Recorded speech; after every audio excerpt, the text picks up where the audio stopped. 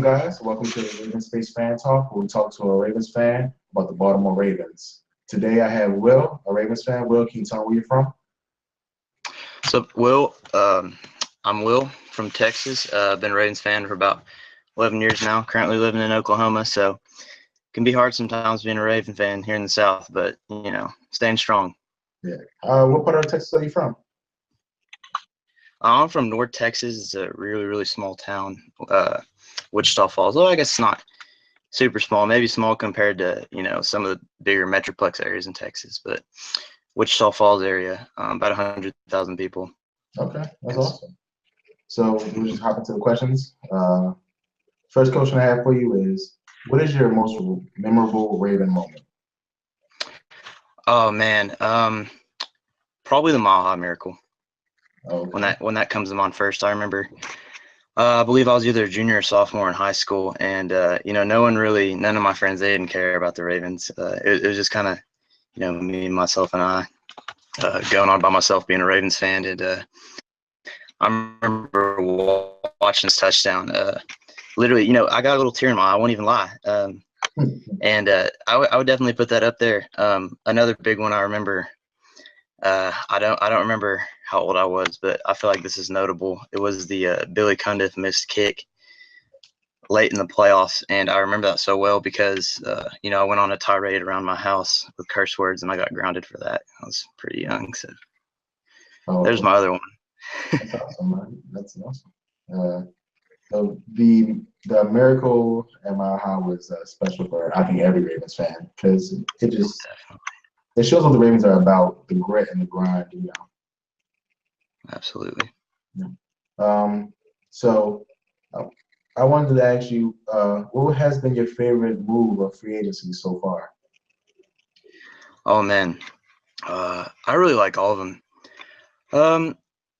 For me, I'm probably gonna go with the Brandon Carr signing. Actually, believe it or not, Okay.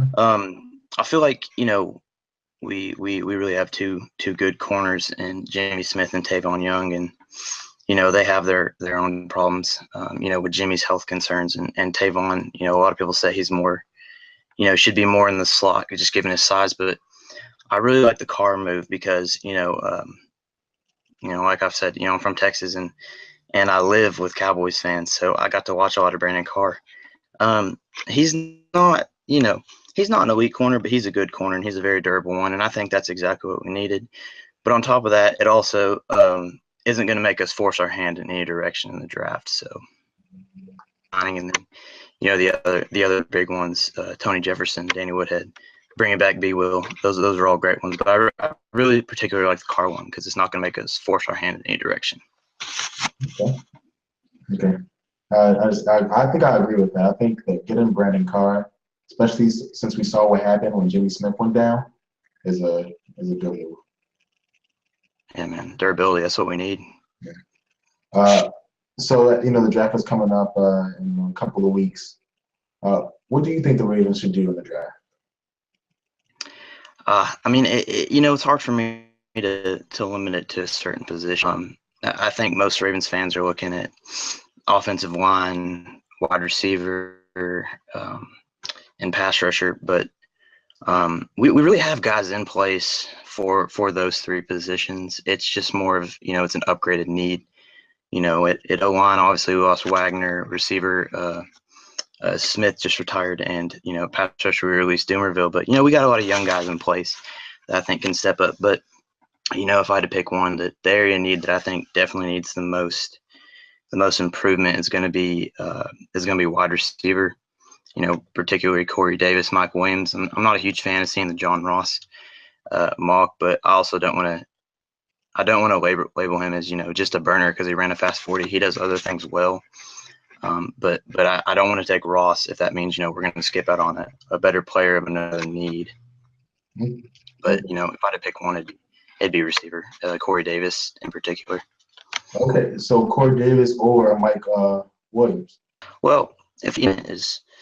Corey Davis playing the AAC at Clemson, or Mike Williams playing in the AAC, and Corey Davis in the MAC, and you really just got to look at that, and you got to watch their tape, and you got to say to yourself, does Corey Davis have the same production at Williams' skill level, and does Williams have the same production at Davis's competition? And I would say yes for both. And I like Williams better as a player, as a Raven, because his run after the catch skill is what really sticks out. So that's my guy over those two. But I'd be more than happy with either of them. Okay. So this has been going around, the internet. Sal Palantonio said that the Baltimore Ravens will be back in the AFC Championship. Do you agree with that? Do you think that's realistic, or do you think he's just talking stuff? I mean, as a Ravens fan, of course I'm going to say yes. But putting biases aside, I certainly say that's realistic. I mean, look at last year. I think it was the Falcons started off 6-0 and really sputtered out, and then they came back this year strong as ever. So it's real normal for teams with a good front office and a good coaching staff to turn it around. I certainly see that in the Ravens, but there's some tough teams out there. I mean, the Patriots, they're just getting better.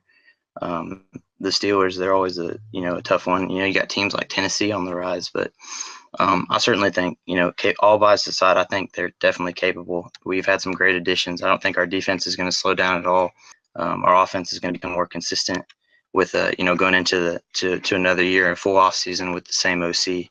So I totally think it's possible, and of course I want it to happen. So I don't think it's ridiculous. I think it's a possibility.